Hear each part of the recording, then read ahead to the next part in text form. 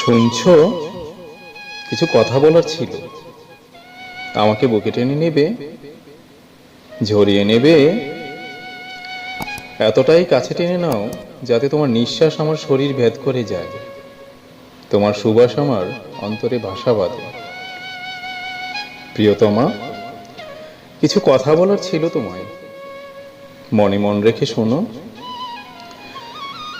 বিশ্বাস করো, আমি চেয়েছিলাম তোমাকে ভালোবাসতে, ভালোবেসে ভেসে বেসে দিতে চেয়েছিলাম পৃথিবীর শ্রেষ্ঠ সুখ, দিতে চেয়েছিলাম শান্তিময় এক জীবন, শান্তিময় এক পৃথিবী।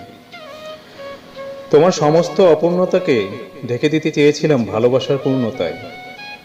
ভেবেছিলাম আমার মতো ভালোবাসা বুঝি আর কেউ কোনোদিন বাসতে পারে না। আমার সমস্ত হৃদয় দিয়ে ছিনিয়ে নিতে চেয়েছিলাম সমস্ত মুহূর্ত।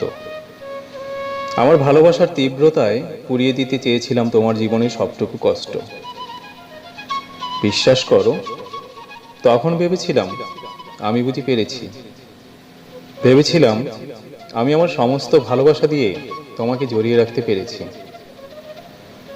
কিন্তু কাল রাতে জড়ো হওয়াটার তোরে তোমার বুকের ভেতরের চিরকুটটা ঠিক আমার কাছে উড়ে এলো, যেখানে লেখা ছিল আমার ভালোবাসা তোমার ভেতরে সব গুণ নষ্ট করে ফেলেছে, পুড়িয়ে দিচ্ছে তোমার যত্নে গড়া মনকে।